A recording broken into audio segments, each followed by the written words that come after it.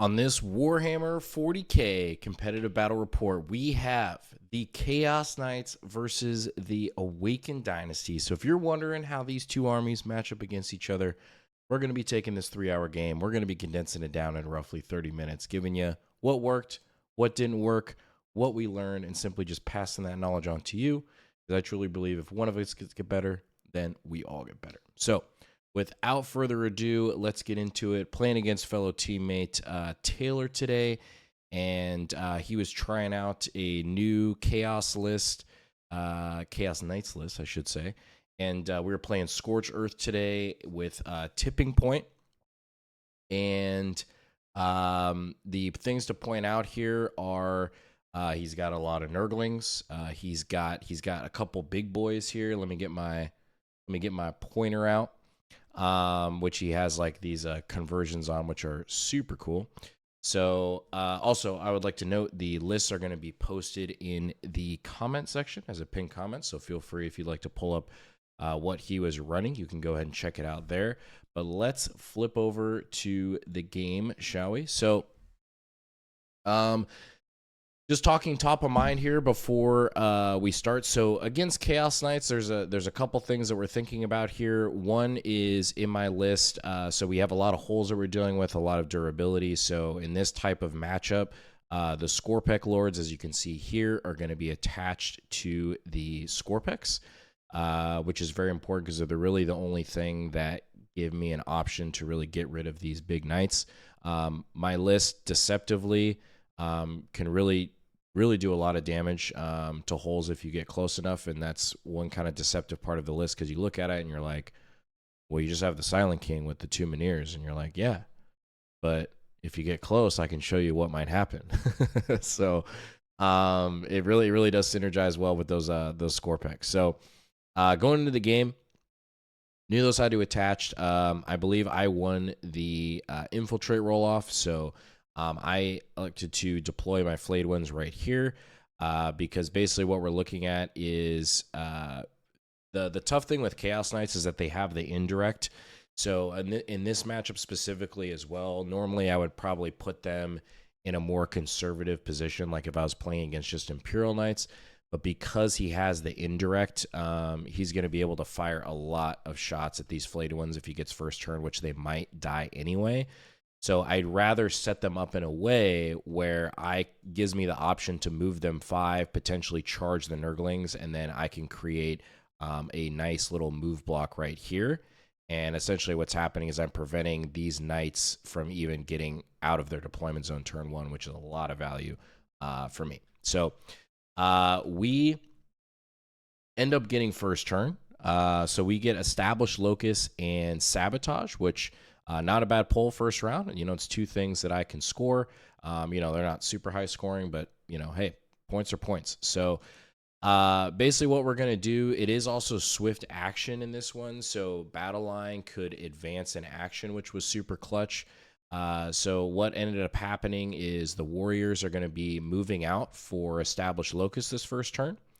And then we have Sabotage, which is also going to be very easy, where we can shift up the I can't remember if I think I used I don't remember what I used for Sabotage. It was probably the Scorpek unit right here, and then the hex mark in the deployment zone. Oh no, I moved the hex mark. You'll see here. So let's see how the turn unfolds here.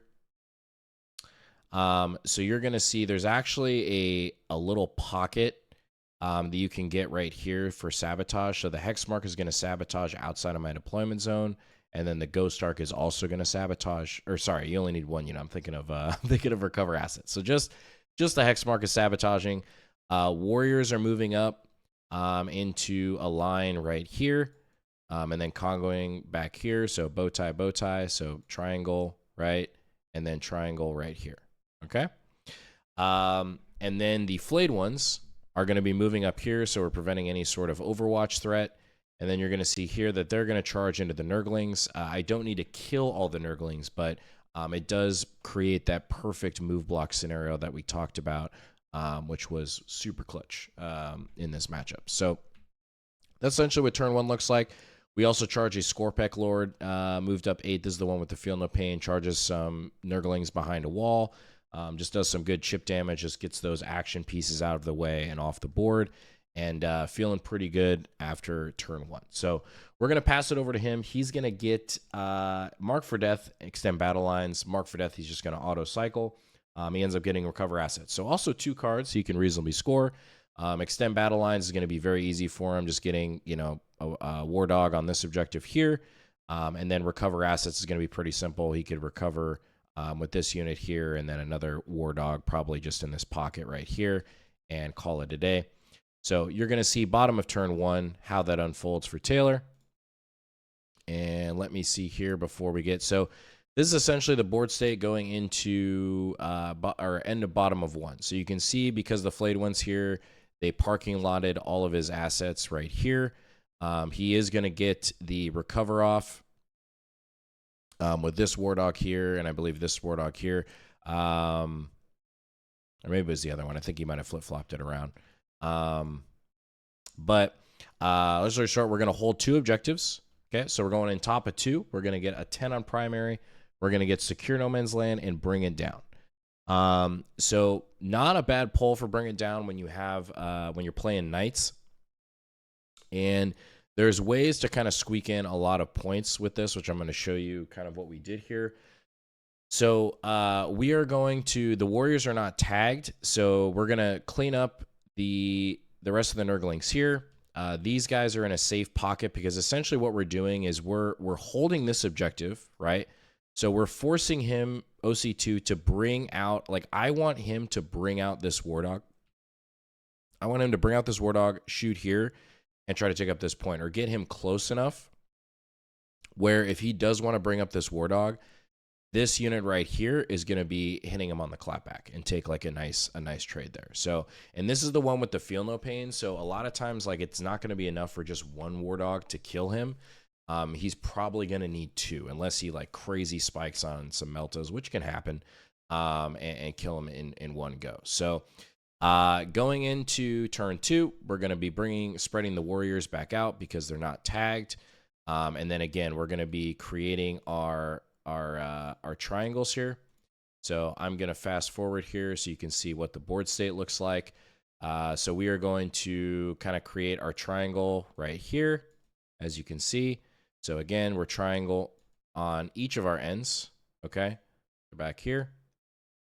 And then we are going to be bringing the Miniers out, because they're going to be connecting with this War Dog right here to try to get it. And then I lined up enough shots here where I figured that with all of the Silent King shooting, because, again, reading the board where he just has Meltas. So it's one of those things where I thought that probably we could kill it, because he can't swing enough assets. He can't swing enough assets over to kill the king in one turn, nor does he probably want to. But I thought this was probably going to be enough to kill that War Dog, but unfortunately we did not kill it. We left it on 2 wounds between the Warriors and everything from the king shooting and Xeris and all that. So, which happens. You can't see Xeris. He's like parked like right behind here. Or no, he's actually right here. Sorry. So we essentially had Xeris, the Warriors, the Hexmark, and everything from the king going at this War Dog, and I still couldn't kill it. Yeah, I can't quite remember. Maybe it's probably like an average roll, but I mean, just the Miniers alone, if he doesn't make an invul, are going to kill it. So, it happens. So going into bottom of 2, we're going to actually keep bringing down, because we're going to kind of force his hand, because I know if he wants to get aggressive, I could probably at least kill 2 War Dogs next turn, so it's probably going to be at least a 4-point card. So I end up keeping bringing down, and then we get he is going to get a 5 on or 10 on primary, excuse me, because he's going to hold this objective here and this objective, because we didn't kill the War Dog here, because I put just enough Warriors on there to tie the point, which is a really, really important thing to point out. A lot of the newer players, you would probably try to push like 10, 12, 14, or even try to tie his OC. But the thing is kind of knowing what your game plan is for the round. This is like what I talk about in my mastering videos, is really forming your game plan before your turn actually starts, or before you even move your pieces, where I knew I had enough output just to kill that one War Dog.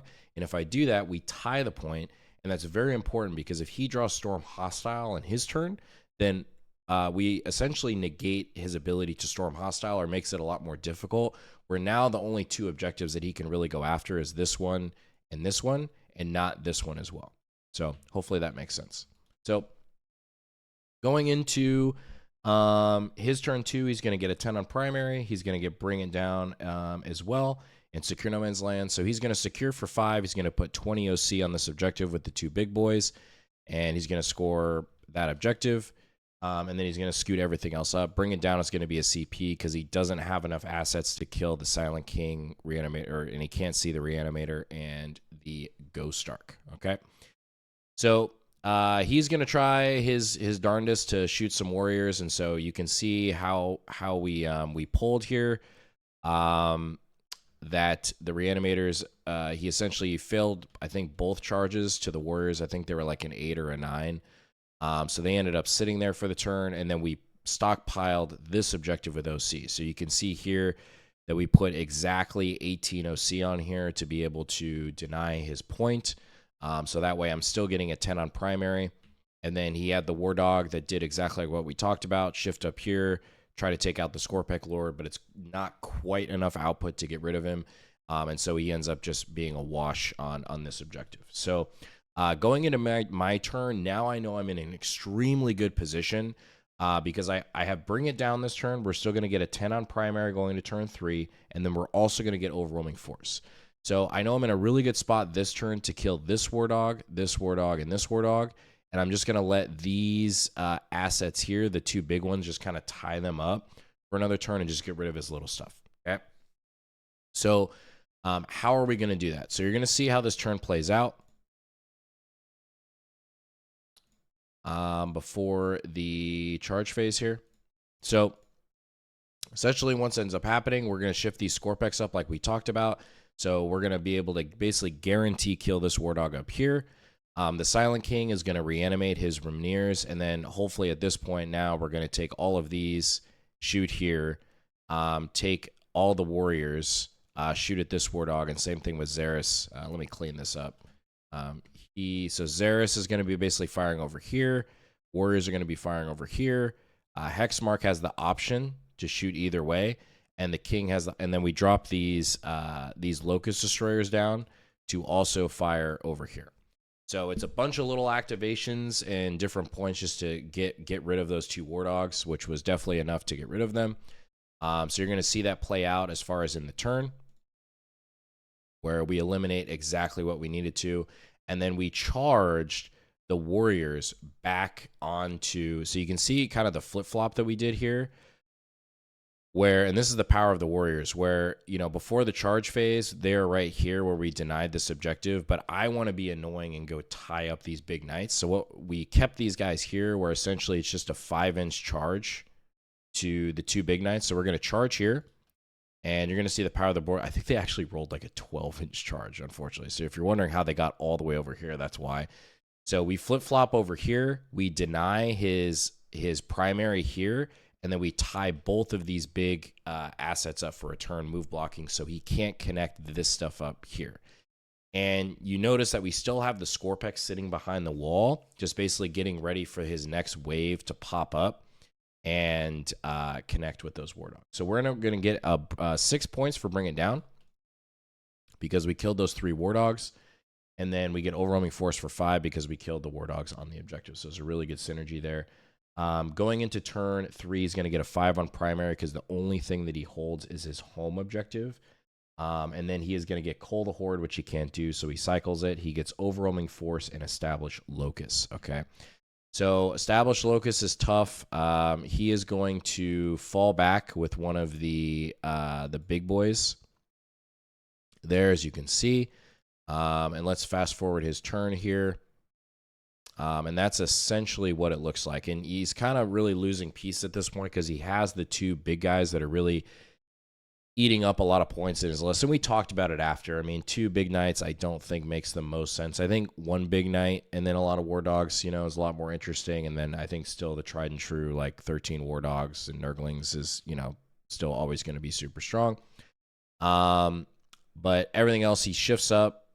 He He locuses, I think, in the center with the big knight. I can't remember because it is Titanic and it's in a character.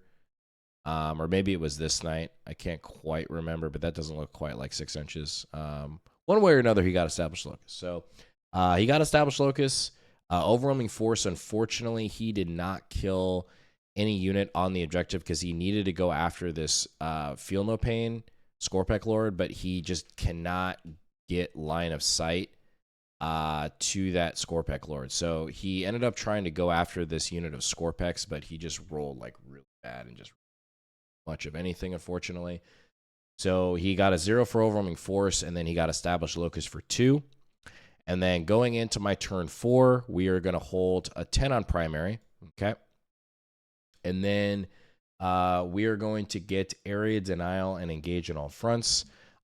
So basically, because it's a very important thing to point out, is that area denial is based on the center of the puck, not the edge of it. So because he's just threaded on the objective there, he isn't actually denying, he isn't actually preventing me from getting area denial. So I can still score 2 points on that. But, I mean, we're still going to try to get him off the point. Now, basically what we're going to do is we're going to try to see if we can kill, do as much damage as we can to these two knights. So you're going to see that play out here where we almost get this big knight down. So we essentially shift up the Scorpec destroyers. They're going to connect here. This Scorpec Lord's going to connect here. Xeris is going to come out, do some shots here. The Silent King is going to move up because I can kind of put him in a threat overload situation at this point because he has just too many durable pieces to deal with. So the King's going to come up, connect, start shooting at all of his big knights and just start whittling them down. So you're going to see that play out here. And then again, the Warriors are going to reanimate, pile into this to tie it up again as well, just to tie up those resources. So we're going to get area denial for 2, and then we're going to get engage on all fronts for 4 because we do roll a high enough charge on this Scorpec Lord, so he barely gets in the quadrant here, and then we still control all 4, as you can see. So Xeris is on this side, Scorpec Lord here, Scorpex here, and then obviously resources there. Okay, so then going into his round 4, he is going to get a 10 on primary, and then he has overwhelming force now still, and then engage in all fronts. He does get area denial, but he obviously cycles it because the Warriors are in the center. So overwhelming force is going to be really easy this turn for him because he just has to kill this unit. That's going to be automatic 2 points because there's a character in there. So that's more or less exactly what he does. And then we bring the Scorpec Lord back on 4 wounds. So now essentially what we're going to do in turn 5 is just now we're going to try to essentially get rid of as much as we can. So Xeris is going to move up onto this objective. He's a really clutch burning piece in the late game just because he has Lone Op, and he is super durable. And then at that point, usually your opponent has not enough resources left to either get to him and or kill him. So he's going to move up on this objective. He's going to attempt to burn it. And then you're going to see basically just a threat overload situation where we pop the one big knight. This Scorpec unit's going to fly in and kill this big knight now. And then that is pretty much the game. So he just has these 3 war dogs left. He doesn't have enough to kill Xeris on this objective and or auto-see it. This was actually very important because Scorched Earth, you also need to auto-see it. So the only way I could prevent him from doing that is we put the King on the objective for 6 and then Xeris for 3. So we have 9 OC on here versus 8. And then he doesn't have enough output to actually get rid of Xeris here. So we're going to get a 15 at the end of the game. We do get Defend Stronghold and recover assets, which is with the Hex Mark and then with the Ghost Arc. And then on his last turn, he's also going to get a 15 because he's going to hold this objective here and burn it. And then he's going to hold his home because it's still stickied. He gets no prisoners for 4 and defend stronghold because it's he kills this unit right here, and then the Scorpec Lord. So, and then that was the game. So the Krons end up edging this one out, 88-79. I mean, relatively close game for sure. I think I think with I think it was more of a list thing versus him really making many mistakes, I would say. Um, I think because he has the two big knights, it's a lot easier to like move block those pieces rather than just having the one. And I mean, there's a reason why 13 War Dogs are really good for a reason. But he was experimenting with this list, having some fun with it. So, yep, super good game. Definitely have to run it back sooner, man. And yeah, if you stuck around this long, seriously appreciate you, and we will catch you in the next one.